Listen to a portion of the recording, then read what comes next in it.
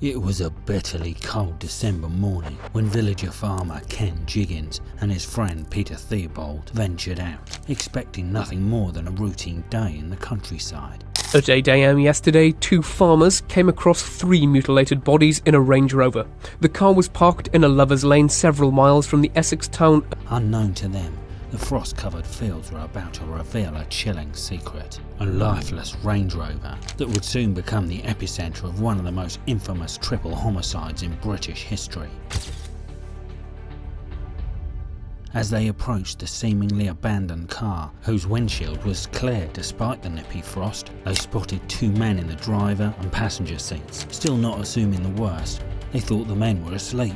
However, the truth turned out to be ugly and tragic. Not only those two, but another man in the back seat were all dead.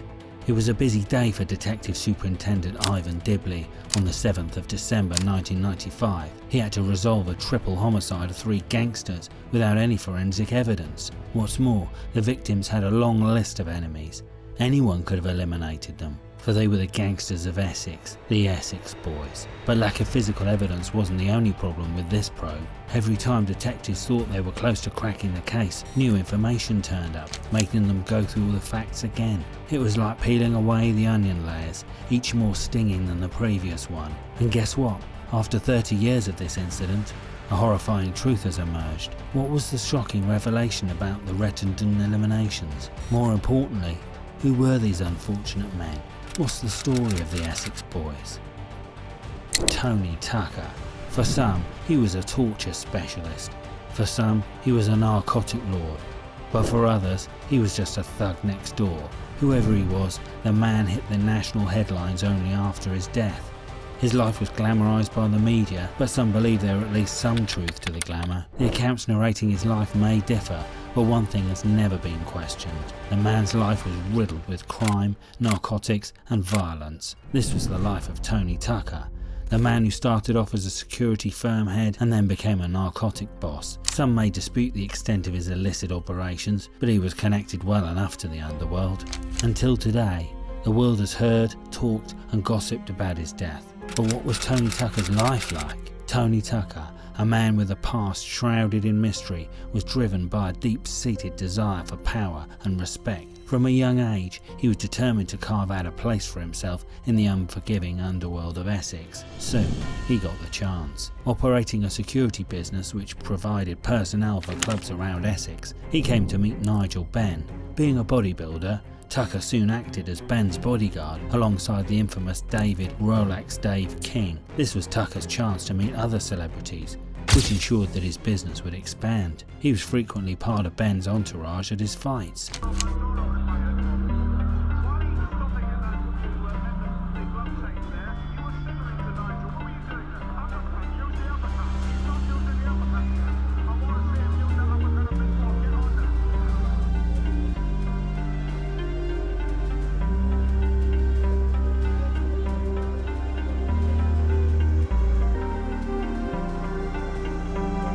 Soon, he struck up another business, this time with the clubland, where he managed narcotic supply. He was the leader of the Essex Boys firm and a feared figure in the gangland. Amongst others, his firm included integral member Tate. Tucker was pals with Tate for a long time. When Tate was in jail, Tucker ran his second-hand car business. After he was out of jail, Tucker gave him a job. While Tate acted as the enforcer for Tucker's narcotic operation, he also used his prison connections to boost the firm's illicit trade. Craig Rolfe. Tucker's new narcotic venture included Craig Rolfe, who was a petty criminal with a bigger coke habit. Rolfe was the muscle of the gang and driver to Tucker. He soon had a huge chip on his shoulder, having his father killed by his mother's lover. Rolfe was born in jail, and his mother was pregnant with him when she got jailed. His early life messed him up big time, and his association within the world of crime became only stronger with time, only to cause his demise later. Tate.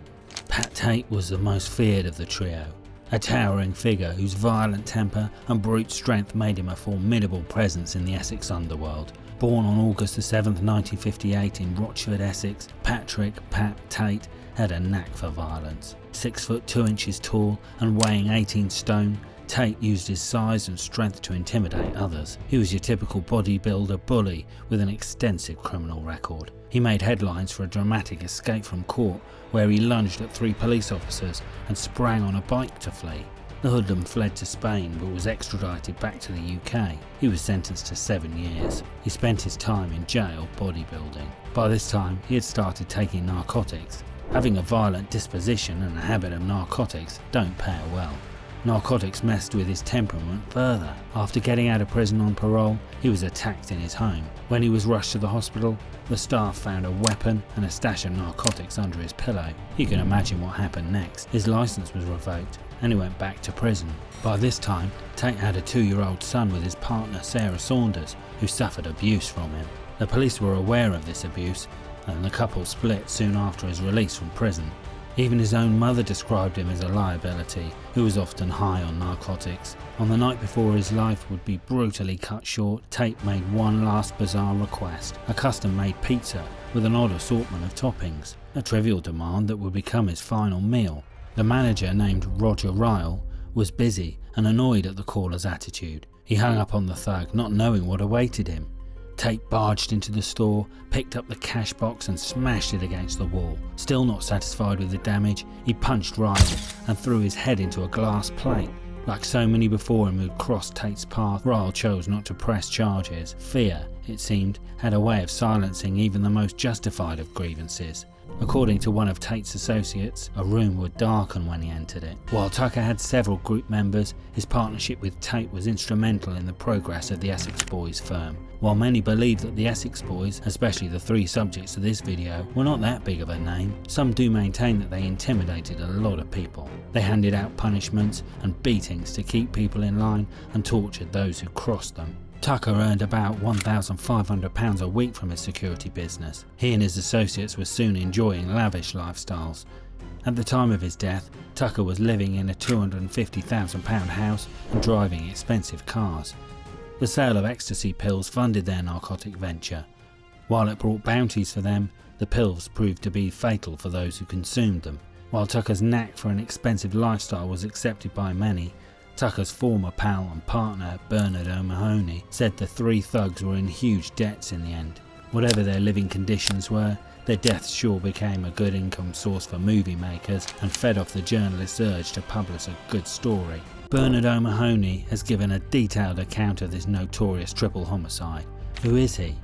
O'Mahony is a former soldier, ex-football hooligan and nightclub security man who turned coats by leaving gangland after getting disillusioned with its dark, sinister world. He now helps law enforcement by drawing confessions from dangerous criminals and writes about true crime. Before changing sides, he became too close to the abyss and with Tony Tucker. However, as it goes in the gangland, friendships soon turn to enemies in the blink of an eye. O'Mahony has a lot to say about Tucker and his unfortunate as well as mysterious elimination. In his own words, when he first met with the 3 thugs, relations were civil between them. But it didn't last long. Pumped on narcotics, they became fiends and threatened to take his life during their last few weeks on Earth. Getting a death threat is a big deal, even in gangland where eliminations happen almost every day. But according to O'Mahony, he wasn't concerned because the 3 criminals threatened to eliminate everybody that displeased them. This habit was one of the several motives for their elimination, and one of the reasons those responsible couldn't be identified soon.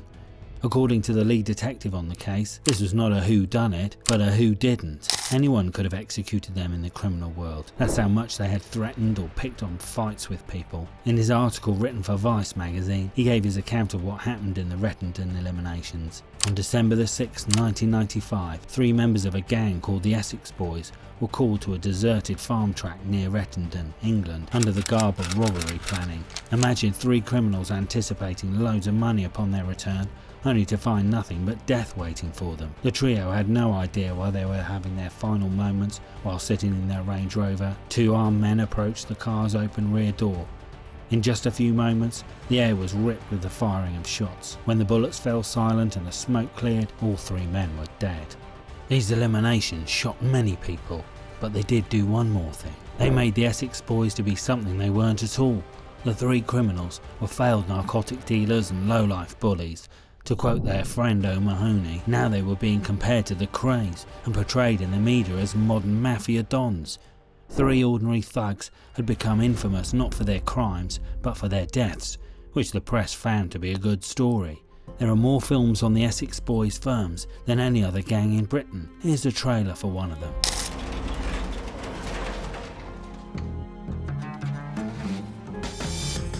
On the streets of Essex, everybody wants something.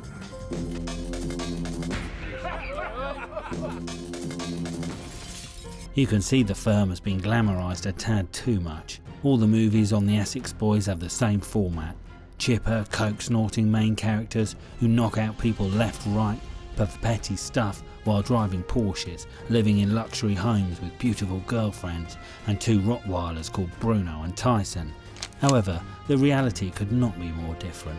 The three dead yobs were heavily in debt. Even the Range Rover they died in was borrowed on a hire purchase agreement. They attacked people only when in numbers, or those who were weak and vulnerable. They were deceitful, but demanded loyalty from others. According to O'Mahony, he founded the Essex Boys gang. In 1988, he took over security at a club called Raquel's. After some time, raves became common and the clubland was flooded by narcotics. That's when he met a man named Tony Tucker, who was running a large and well-respected door firm. O'Mahony told him he was having problems with recruitment of reliable doormen. Tucker offered him a partnership where he would run the admin side and supply narcotics while O'Mahony would control the door. He met Craig Rolfe through Tucker. Soon afterwards, they met Tate, a man renowned in Essex for escaping from court where he was being sentenced for robbery. He was an armed robber and assaulted the officers guarding him, sprang up in the dock and ran off on a waiting motorcycle. He appeared later in Spain and was jailed in Britain. After walking out of the prison door, he spent most of his time with Tucker, his boyhood friend, taking narcotics, talking shit and consorting with prostitutes. Tate told Tucker that Raquel's could bring them a lot of money if they started supplying the dealers instead of taking a cut from their profits, and the plan didn't stop here. He suggested that by using his connections developed in prison, they could start importing narcotics from Europe themselves, removing the middleman. So, the narcotics started pouring in and Tucker, Tate and Rolfe began using them more and more. Because of excessive narcotic consumption, their personalities became volatile. In O'Mahony's words, one moment they would be laughing and joking, the next they'd be plotting to eliminate someone they claimed had upset them. Tate started using smack, and later he and Tucker were on crack. They became more deluded and would discuss eliminating their rivals and dreamt about the millions they would make after seizing control of the Essex narcotic trade. Things started becoming messy. Only 7 months after getting released from prison, he was shot by a former friend. Tucker and Rolfe had reportedly eliminated a young man, Kevin Whittaker, in 1994. Although Whittaker died of an overdose, his parents believed that he was taken out over a narcotic debt. He was a courier and associate of Rolfe. Needle marks on his right arm gave the impression that he was an addict. Some believed his death could be suicide, and other narcotic users moved his body. However, Tate's mother and Whittaker's parents believed Tucker and Rolfe had injected Whittaker in the groin with a paralysing chemical, often used on horses, ketamine, also known as Special K. The victim is powerless but conscious. Whittaker was then injected with lignocaine and died. There was at least some truth to these suspicions. Rolfe had called Whittaker before the incident. However, when he called to give evidence, he even denied knowing them, but later admitted that he'd called them when confronted with itemised phone bills. Tate's mother believed that the 3 eliminations were revenge for Whittaker's death. She also said that his son was the innocent party in this saga. However, Whittaker was small fry, and his death didn't have to do with the December events. Nevertheless, coming back to the 3 all-time high criminals, a teenager, Leah Betts, died after taking ecstasy sold at Raquel's. The club made headlines after the incident and drew bad press. Their woes were compounded by the fact that the narcotics they imported turned out to be unsellable due to poor quality. Watching their dreams turn to ashes, they became desperate and started threatening everyone they encountered. On the night of Leah Betts' death, Tucker threatened to shoot O'Mahony too. Being a marked person now, O'Mahony moved his family into a hotel. He was but one of the many people the 3 hoodies had marked. According to O'Mahony, the 3 men who lured them into a meeting were also the recipients of such threats. They were shown a field where a light aircraft full of coke would be landing. The trio was planning to rob the cargo, but they became victims themselves. Rolfe was in the driver's seat, while his boss Tucker was in the front seat. Tate was in the back seat. All 3 were hit at point-blank range in the head. while Tate also got hit in the stomach. Apparently, Tate was hit last and had a few moments to process the situation. Nevertheless, he made no attempt to defend himself and just curled up in the fetal position before getting hit. Apparently, Tate had become a liability to his friends. While the other two had no problem with extorting violence, Tate's violence was notorious. He made many enemies because of his violent tendencies, and for many, he was the main target, while the other two were collateral damage. Their deaths, though brutal, were seen by many locals as grim justice. Good riddance to men who brought fear and chaos to the streets. Besides, they were all narcotic dealers. None of them was Mr. Big in Essex. Do you agree with these locals? Should the criminals not deserve the same treatment as any other human, especially when they were eliminated in cold blood? Or should they be treated in light of the lives they had taken themselves? However, those who knew the trio were aggrieved by the deaths. Nigel Benn said about Tucker, "I've known him since I came out of the army. It is very tragic." Detective Superintendent Dibley said about their deaths, "The public aren't too happy about it either. So much time being spent on such lowlifes, but my job isn't to moralise. The killers have to be caught. There's been no tit for tat yet, and it surprised me a little. The families of the deceased didn't cooperate with police inquiries, which suggested that they knew who committed the eliminations, but were scared. A farmer found their bodies the next day." Soon, rumours started making rounds around Essex and beyond. Who could be the assassins? Everyone who'd met the three thugs had a motive to take their lives. They'd even been threatened by the notorious gang lords in Essex, Billy and Eddie Blundell, that they would end up dead, not to mention O'Mahony. They also had previous conflicts with former Essex boy Steve "Nipper" Ellis, who had already tried to take out Tate once. In 1998, Michael Steele, a narcotics smuggler, and his associate Jack Worms were convicted for the eliminations after lengthy investigations and a lot of speculation. Police suspected that they were eliminated after falling out with Steele over a cannabis shipment from Holland, which turned out to be unsellable.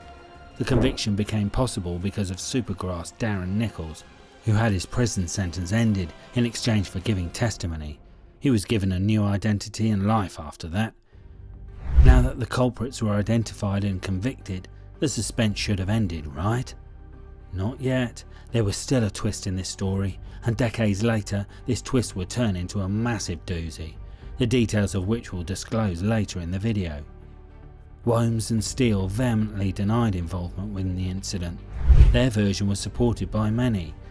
Who eliminated the three unfortunate hoodies who became more famous after their deaths than in life remains one of the greatest mysteries in British criminal history. Imagine their families, their kids having to endure the media trial, films and documentaries speculating about their deaths and discussing their crimes. The question on the guilt of the alleged assassins means their kids didn't know what happened to their fathers.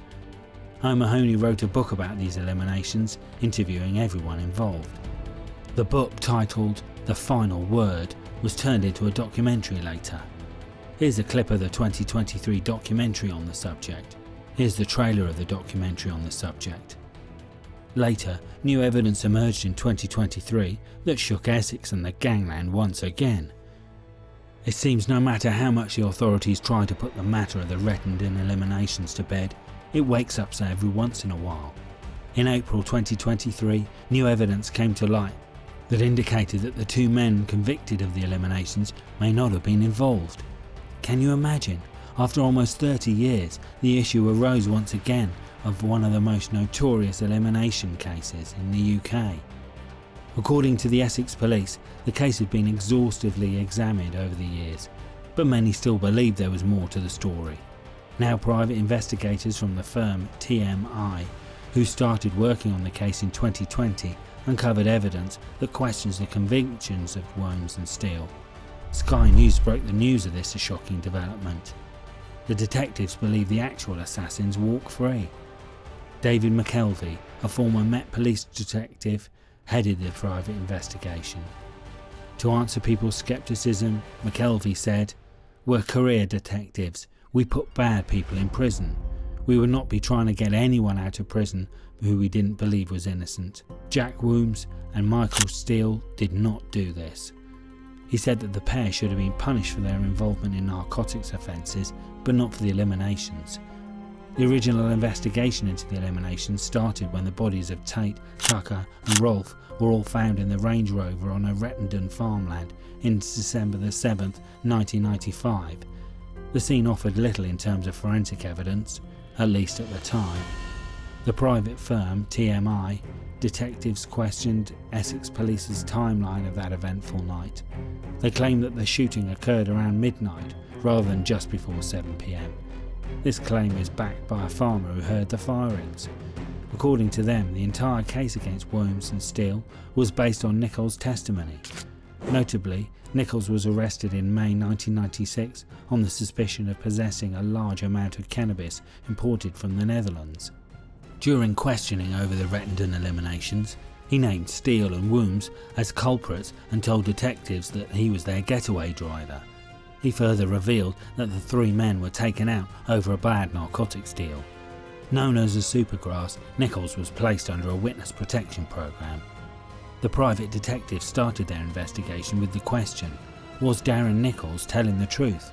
And guess what? As they dug deeper to answer this question, a different story emerged. The skepticism of these detectives is justified, as one has to be very careful when dealing with the evidence of a criminal against another criminal, especially when they can benefit from the testimony.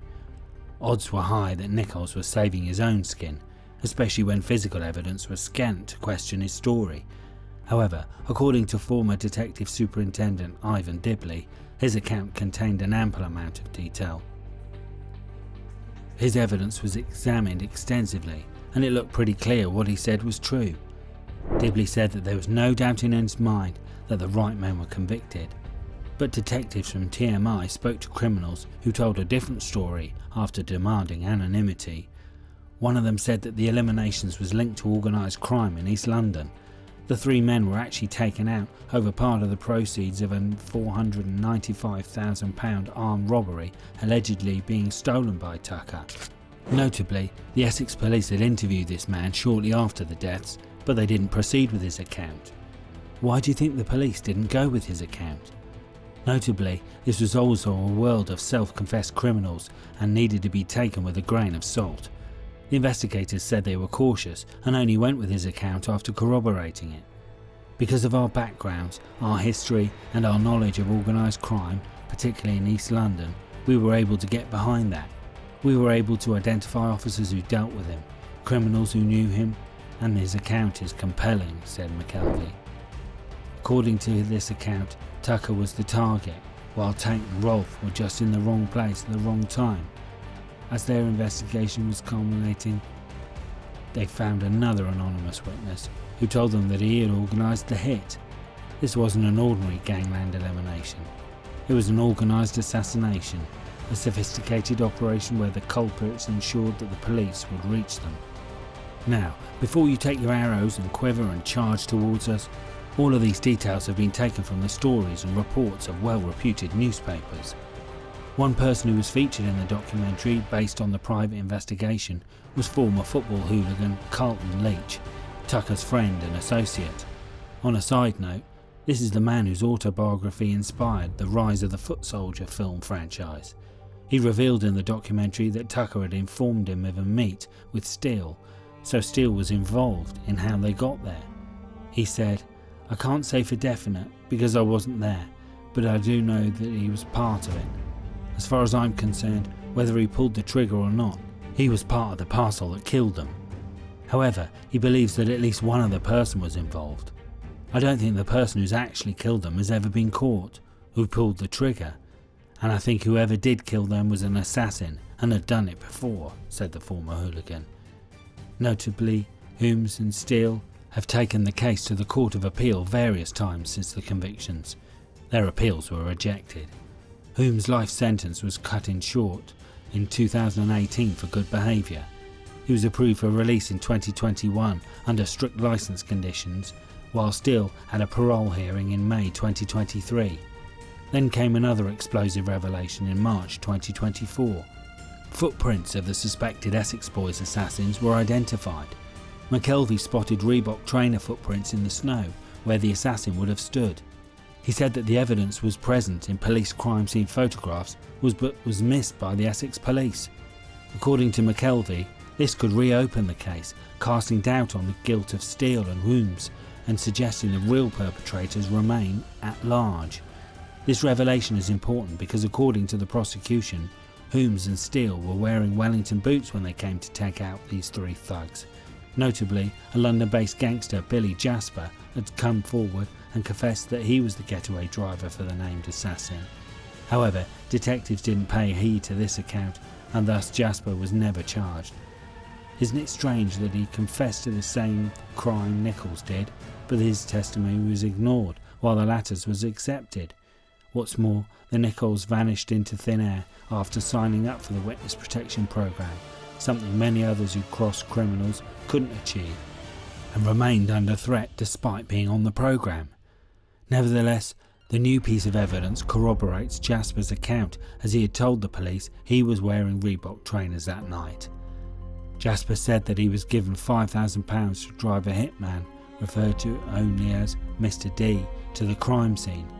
He even gave evidence at the trial, but was stopped by the judge from giving any names. He told the detectives that the real mastermind of the Rettendon eliminations was money launderer Patsy Bolt Eyes Clark, who laundered money from the Brinks Map bullion robbery. Patsy Clark wasn't even questioned by the police. Notably, this account states that the hits were ordered because money was owed to Tucker after the van armed robbery. Now this one is a credible motive. We wonder why the detectives didn't go with this account. Nichols is believed to have a corrupt relationship with an Essex detective. He knew the three dead criminals as well as Holmes and Steele. Nichols gave testimony against the latter. However, Holmes has said that he was in the area because Nichols had asked him to pick up his broken down VW Passat at a pub. While Holmes is out of prison currently, still adamant about his innocence, Steele lost his parole board review. McKelvey was serving in the Essex police at the time of the eliminations. He had believed that the pair were as guilty at that time, but he changed his mind after reading the files.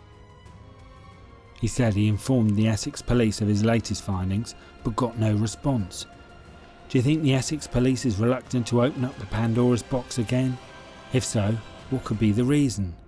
Another shocking revelation came up in 2017, that a gangster was caught on police tape offering to eliminate the three thugs after the tragic death of Leah Betts after taking ecstasy.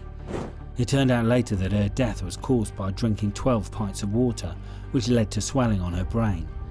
The need to drink water in such quantity was also an effect of ecstasy. Leah, daughter of a police officer, had collapsed during her 18th birthday party after taking an ecstasy tablet in November 1995.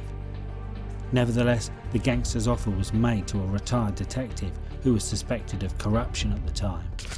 Within 21 days of the gangster's offer, the Essex trio was dead. This revelation appeared in a secret 2002 Scotland Yard draft intelligence report named Operation Tiberius, which reported that gangsters had penetrated the Met. After the discoveries by the private firm, an Essex police spokesman said, "This case has been exhaustively examined over 27 years, with no fresh evidence identified which would call the original verdicts into question. We will of course always work with the Criminal Cases Review Commission and keep any new information under review." Notably, the Criminal Cases Review Commission stated last year that the decision regarding Holmes and Steele wouldn't be overturned. Even after 3 decades, the brutal murders of Tony Tucker, Pat Tate and Craig Rolfe cast a dark shadow over the annals of British crime. Despite convictions, the case remains a puzzle with countless pieces yet to fall into place. The recent emergence of new details through private investigation has only served to deepen the enigma surrounding this notorious triple homicide. It's disappointing that after all this time, key questions about the Essex Boys' eliminations remain unanswered. Who orchestrated these brutal hits? What was the true motive? And how deep did the conspiracy go? While their official story sets some of these closures, it has left many people unsatisfied, with doubts lingering about the thoroughness of the investigation. The involvement of private investigators suggests a growing belief that crucial evidence may have been overlooked, or worse, deliberately concealed. Their search for the truth raises troubling questions about the original police investigation. Were important leads ignored? Was evidence mishandled? The public's demand for answers is strong, driven by the belief that the full story of the Essex Boys has yet to be revealed. As this case enters its 4th decade, it's crucial for authorities to stay open to new evidence and re-examine what happened. The families of the victim deserve justice, and the public demands transparency. Only through a determined pursuit of the truth can the mystery of the Rettendon murders be resolved.